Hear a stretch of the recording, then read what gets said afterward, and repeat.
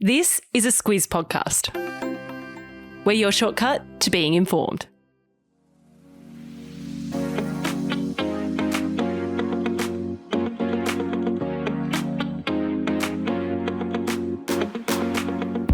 Hello and welcome to the Squiz Quiz of the week. My name is Andrew Williams and we are back once again to test your knowledge of everything that has gone on in the world of news over the past week. And we have two, count them, special guests in the studio to test their knowledge as well.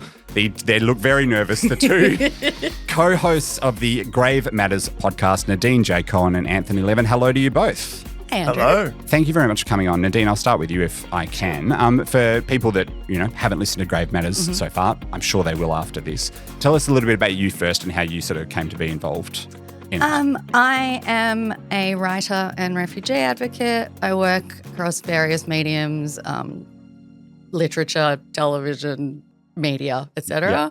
And I've written a lot about death and grief in the past, from my own experience mostly. And I've always wanted to do a podcast on death. And what we originally pitched was a podcast about the different cultures and their rituals and beliefs and all that. But when we started researching the podcast, there were just so many amazing, inspiring, passionate people that we found working with death in some way, from like vampire and zombie academics to forensic cleaners to a scientist studying decomposition. Yeah. And it evolved into more of a, interview format of just interviewing these people and finding out these things that are happening in the world of death, in Australia and beyond. Yeah, and so you sort of came up with the initial idea of the podcast, and then Anthony, how did you get roped into this? Well, Nadine and I have been kind of talking about death-related matters for a long time that predates the podcast by many years. And I guess we share a death curiosity. Yes. And so Nadine kind of roped me in and said, do you want to do it with me? And I was like, yes, today. The rest is history. It was kind of just a really good fit. We always have good banter anyway when we're just talking.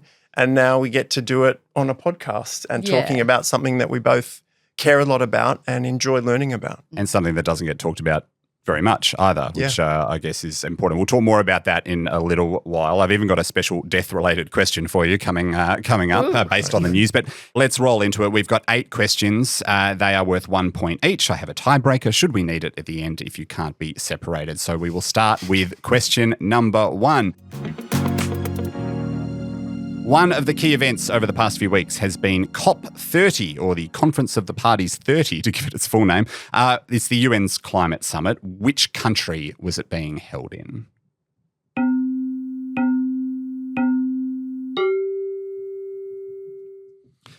Now, I often have options, like multiple choice options for you in case you need them. I don't get the sense that you do need them, so we're just going to go straight into the answers because you both went straight down. Nadine.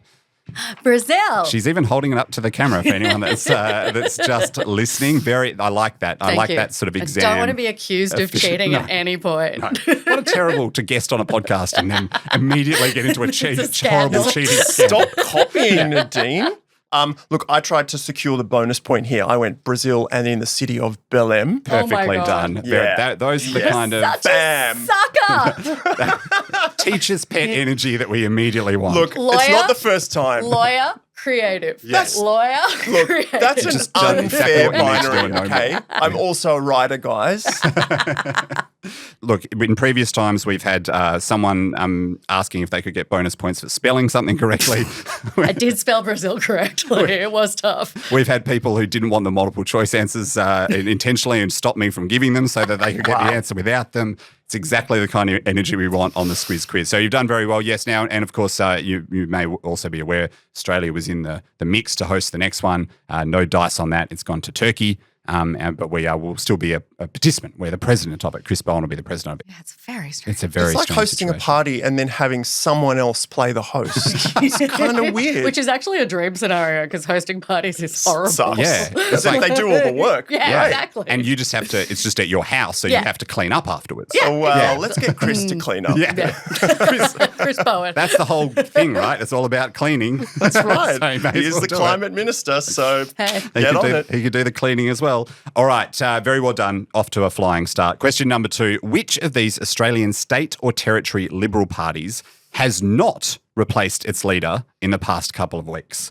Is it New South Wales, Victoria, South Australia, or the Australian Capital Territory? So in the past couple of weeks, 3 of these states and territories and the Liberal parties thereof have replaced their leader. One has not. Which one has not? Anthony. South Australia. Nadine. South Australia. You are both correct. Absolutely right. So we had Mark Speakman in New South Wales was the most recent of those, but there's been a run on them. Then Victoria have their 2 women. 2 women, exactly. And I, people get to this moment at different times. It used to be that I would start to feel old when players would retire from the AFL that were younger than I was, and they would retire. They've been like, it's been a great career. It's been a long career. And I'm like, you are younger than me. Now, opposition leaders are younger than me. Yeah. It's really concerning, Yeah. isn't it? Yeah. You Yeah, get to a 'cause certain it's stage. Jess Wilson. Jess She's Wilson's 35. 35. Yeah. Yeah. It's a horrible thought. Anyway, yes, look, I will add to this at time of recording because the polls for Vincent Tarzia in South Australia are not great. So could be, it's Sorry, killing season Vincent. at the moment, as they Yeah. call it in politics. Yeah. Hopefully within the day between recording and publishing.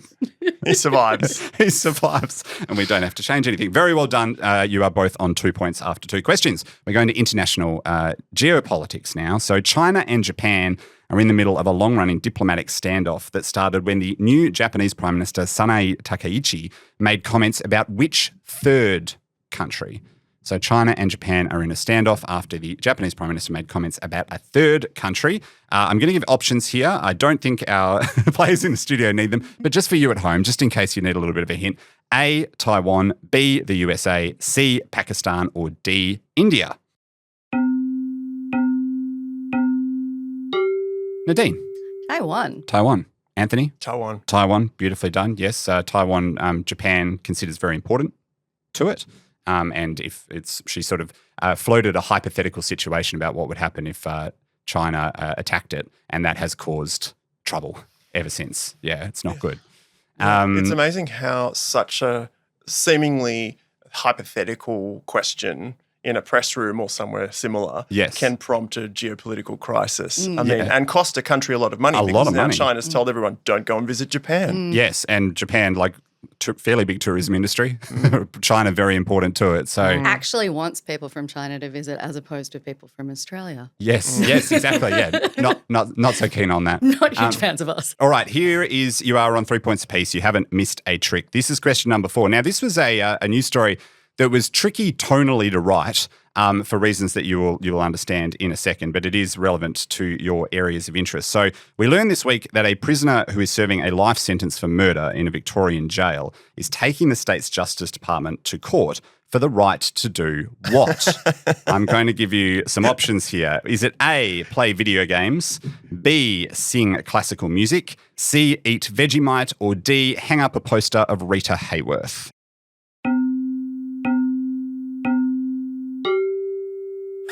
Anthony.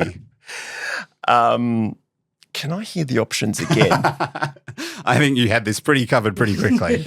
I didn't listen to where it came because I thought I just knew the answer straight away because I'm clearly a know-it-all. Yes. I've written eat Vegemite. Nadine? As have I. You are both correct, yes. And I represent prisoners all the time. Yep. And I was shocked by this story, and I don't know why they're not allowed to eat Vegemite. Yeah, it's been banned for years. Just get that yeast high. Yeah.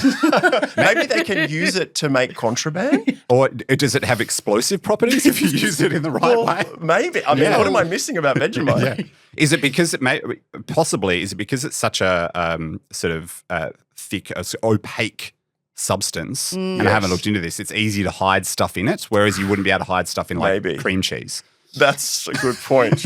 If you hide stuff in cream cheese, I think you've got bigger problems. Yeah, you've got real struggles. I feel like this is like going to be like a castle-worthy trial, and we're all going to like mushroom trial's over. We need something We need new. Vegemite trial. Vegemite Supreme Court is our next. This is the next thing. one. We've Here's gone a for them. theory. Maybe you can brew alcohol with it. That's It's quite possible. It's yeasty. Yeah. A lot of yeast. Yeah. It's a lot of yeast, so there's every chance. We will look it up and we'll try and find out why. Great. But you are both absolutely right. So, and obviously it is, it's someone who's done a very serious thing, serving a life sentence for murder, but it is sort of that faintly ridiculous juxtaposition of Vegemite being the headline of the story. So that case is going to be heard by the Supreme Court next year, and that might all change. I like the let them eat Vegemite possibilities. The court. There's so much comedy that's going to come out of this. This is the revolution we've been looking for. All right. Well, you've absolutely blitzed the first half. Have not missed a question. I feel like this is a good time as we talk about this. So, Grave Matters. We've mentioned it briefly. It's obviously a podcast about death. You're currently in your second season. What did you sort of learn from your first season that you feel like you've taken into this second one? In terms of themes, I would say that I guess I've learned globally that this is kind of a bottomless topic and that there seems to be no end to the interesting angles or lenses through which you can look at it. I've learned a lot about zombies and vampires and, Excellent. as Nadine said, forensic cleaning and We both have a new preferred way of our bodies being disposed of yeah. Good to know these things. post-death Yeah. that we Absolutely. didn't know before. Body disposition is now front of mind. Yeah. Yeah. I'm even trying to do a little bit of law reform work around it because you can't turn the body of your loved ones into soil in New South Wales or in any state any state, or territory in Australia. So even if you wanted to, be composted, you couldn't be currently. So Right. that's sort of prompted me to go off on a little legal frolic and try and support the people working in the sector to achieve some change. Fantastic. All right, we'll talk more about it in the second half, but at the end of our first half of the quiz, it is 4 points apiece. Just before we get into the second half, we did have a brief discussion before we started the podcast. I do feel like I'm beholden to ask you this question. Funerals, big topic, obviously, in your world. What's the most sort of out-of-pocket funeral that you've ever seen? What's the most unusual funeral that you think you've ever seen? When my niece buried her fingernails and gave them a eulogy, probably. I think my influence on her is showing. Yeah. But I don't know about an unusual human funeral I've necessarily been to, but a hilarious funeral I went to, which is a bit wrong. I'm not going to say who it was actually, but a family member. Sure. A family That's member. best. Yeah, an elderly family member whose phone rang in my mother's funeral and she answered it, which was amazing in itself. Yeah. At her own funeral. Wow. Her nephew fell in the grave. Oh my Wow. God. Carrying the coffin. And my sister and I, unfortunately, were laughing so hard that we had to. It's like a family of like comedy of errors kind of situation. Yeah. And he was laughing.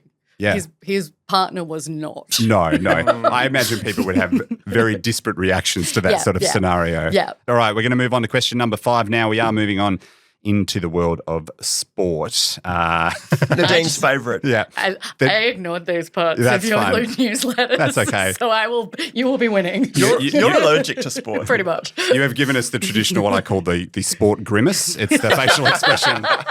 Whenever I say the next question is sport, someone goes, oh, no. And so the antidote to the sport grimace is the sport. Yeah. That's how I would kind of, embrace it. Like Yeah, it's just cover yourself in Powerade. Yeah.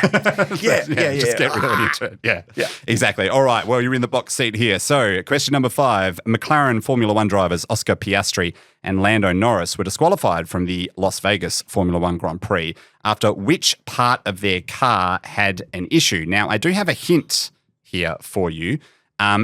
This is also the word for a viral fad from around 2010, 2011. I don't think that's going to help Nadine in this case. It might.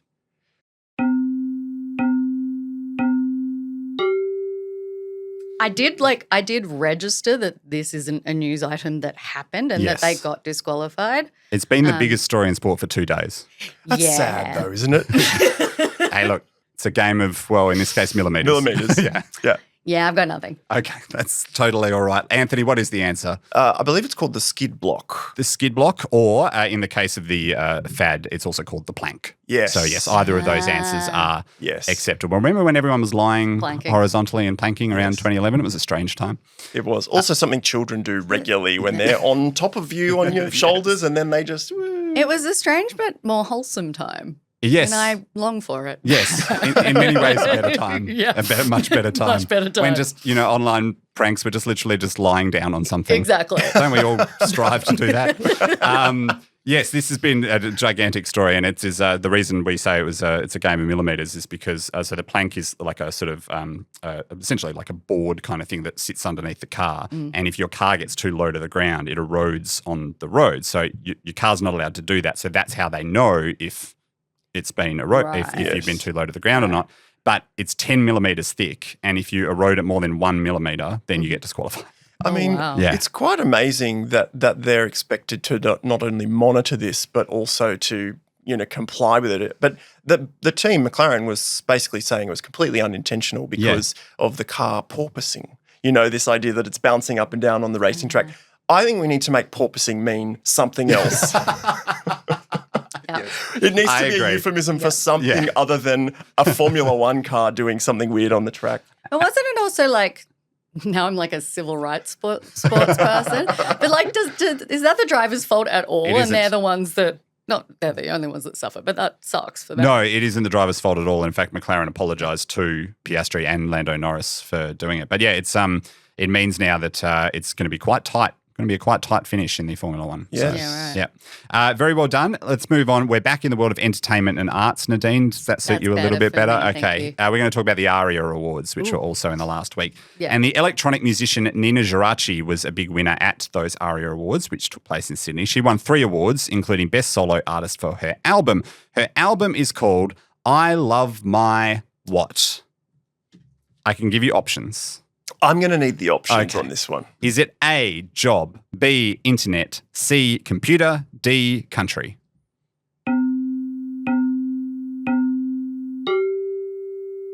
Is it I love my job, internet, computer, or country? Anthony, you'll be glad to know I'm going to you for this one. C, computer. Nadine? C, computer. You are both correct, yes. An awesome album. It is such a good album, isn't it? Highly recommend. People often think about like what use are award ceremonies in this day and age. I think this is where they're very valuable because I know I wouldn't have necessarily come across Nina Geraci's work if it wasn't for her ARIA Awards. And we wouldn't have had that awesome speech by Amel and the Sniffers about being Prime Minister now. Yes, and not having to work at IGA anymore. Exactly. Not having to work at IGA. Exactly. I think she's a little overestimating what musicians make in this economy. Yes, true. Yeah. Dream big.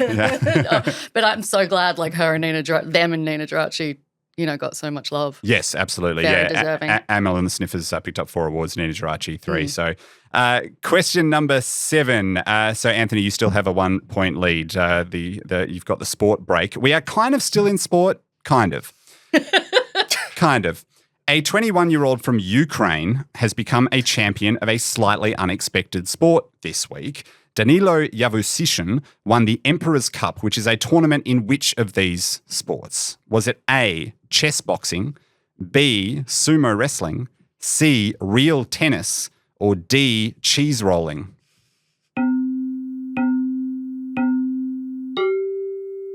Do you love a bit of cheese rolling when that comes around? I do like watching a bit of cheese rolling. It's pretty good. It's very dangerous. I'm surprised they don't get way more injuries and potentially fatalities. This is an episode of Great Matters. Look, what do I know? It really is. What a way to go. Yeah. She died doing what she loved. Chasing cheese down a hill. I mean, we all done I it? could see you doing this. Thank you. I do love cheese a lot. Yeah. Just absolutely cannoning down a hill. Hey, You'd be look. running away from it I because of would. your dairy stuff. Oh. Allergic. So you could be like the bottom of the hill, Yeah. like a greyhound, Yeah. like the rabbit in the greyhound race. That's right. So the I'm cheese chasing you. That's right. I'm chasing the cheese, chasing you. Yeah, Yes. exactly. What a sport that would be. Oh, brilliant. Cheese rolling and chasing. Me We've dropping the invented it. lactase out the back. Is it cheese rolling, Nadine? No, it is sumo wrestling, Andrew. Anthony? I didn't know this. I just didn't know. Did you guess? Or I You just was tanked gonna guess cheese rolling. Which, you know. Nadine, you've made one back on sport. Sumo done. wrestling Thank you. is right. So this is actually a young man who, when Russia invaded Ukraine, he escaped Ukraine. Has gone to Japan, has become a very, very good sumo wrestler, is now one of very few non-Japanese people to potentially reach the second rank in the sumo wrestling sport. So yeah, he's worth a look. His sumo ring name is Ayanashiki. So yeah, look him Yeah, up. I didn't have time when I was studying hard Yes. to like look at this, like to go and look at some stuff. But that is this afternoon's joy. There are videos, and they'll stay with you. They're Followed swiftly by a cheese hole, K-hole that you will go into Yeah. on YouTube. Yeah. that's what YouTube's for, I reckon. See, that's what it used to be for in 2011, right? Like Yeah. back in the Yeah, day when we back were in the planking, day. you know. Was that like literal music video time? No, that was earlier. Literal music videos were like 2007, 2008. Yes, and they were literally just like showing up the words that are Yeah. on the screen. Yeah, Yeah. absolutely. Or like pictures. I remember it well. Back in the good old Total days. Eclipse of the Heart, still one of the funniest Oh, things one of the on best the ever. internet. It's got to still be there. Showing my age again. We'll add a link in the episode notes. All right, question number 8. This could be the decider. We might have to go to the tiebreaker because we are dead even heading into this again, pun not intended. What did Macquarie Dictionary announce as its word of the year this week? Was it A, Ozempic face, B, Roman Empire, C, 8 brackets and left no crumbs end brackets, or D, AI slop?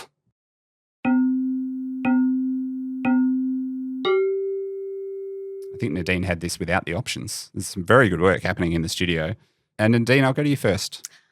It is very disappointingly, I think, AI slop. Okay, I'll come back to that. Anthony, I also chose AI slop. you are both correct. We're going to a tiebreaker. Why disappointingly in your... Just don't think it's a great phrase. I'm glad 6-7 didn't win, although I kind of think 6-7 Maybe should. deserved to win Yeah. for the wide usage and the hype. Yes. But I think I would have preferred Ozempic face. I much prefer Ozempic face, Yeah. having never heard that term before. But you do watch a lot of American reality TV. So you would have you've definitely You've seen a lot Ozempic of face. it. Okay, so on Selling Sunset, I would have seen Ozempic 100%. face. No doubt. I would say London to a brick. You've seen Ozempic face on Selling Sunset. Okay.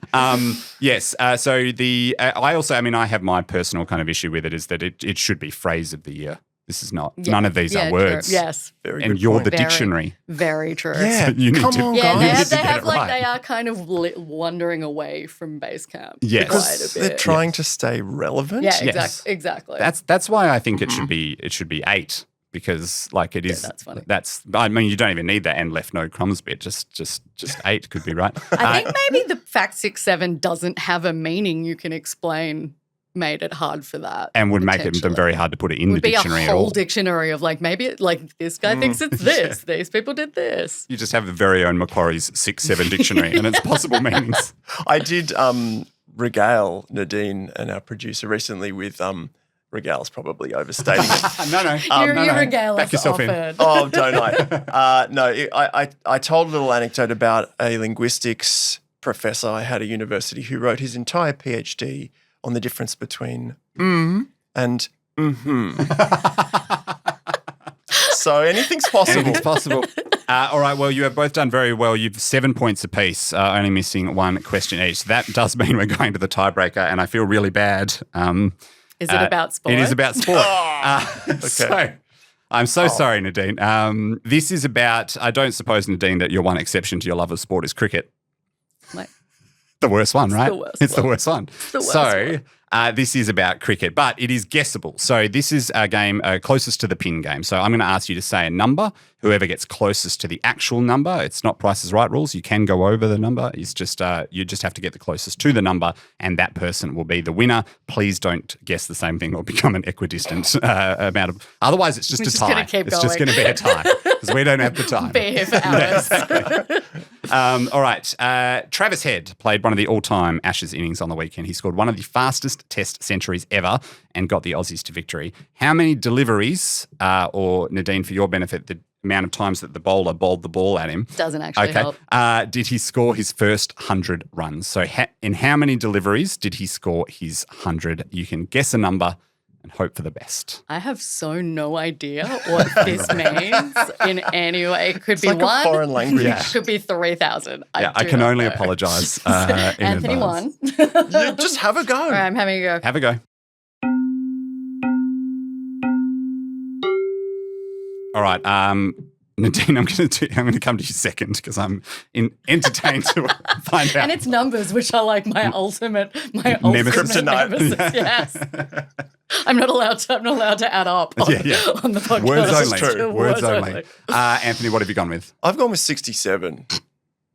Well, I'm gonna frame this with I was gonna go with 36. Yes. And then I was like, that seems too much, so I went with 17. Okay. And I feel like I'm going to be Lightning fast. very off. Anthony, well done. 69. Very close. Is that why you chose it? Very close. Yeah, I just saw the number and I was like, it's got to be an answer to something. Anthony's going to know this. Yeah, Anthony will know this. Yes, it was. Look, that's 36 would have been not a bad guess at all. But yes, it was a test match, so it was 69 deliveries. Look, Anthony, sort of a Pyrrhic victory, I feel like.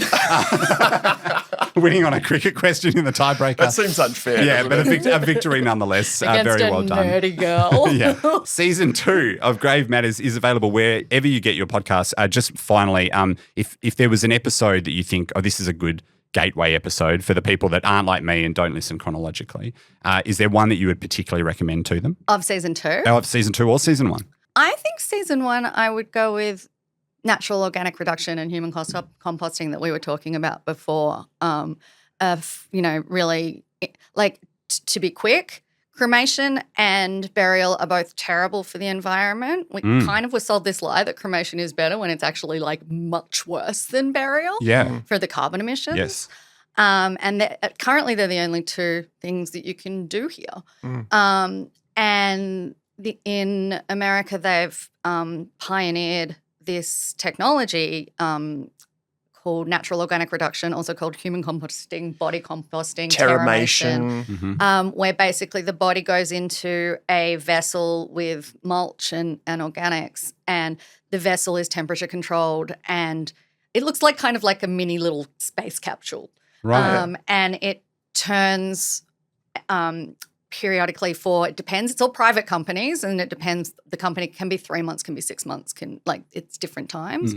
And then you come out and you're like huge amounts of compost soil, and your relatives can take that and spread it. And we're both really on board with that. Yeah, that is, by the way, if you're looking for it, episode 3, Body and Soil, Exploring a Greener Alternative to Burial and Cremation. Nadine, Anthony, thank you both so much for coming in. Really loved having you here. And thank you for watching and listening along with the quiz. If you're enjoying the show and you've got time to give us a 5-star rating on Apple Podcasts on the News Club channel, please do that. Head over to Grave Matters, do that for them as well, because as you both well know, it helps us out no end, and share the shows with other people who might enjoy them as well. Until next time.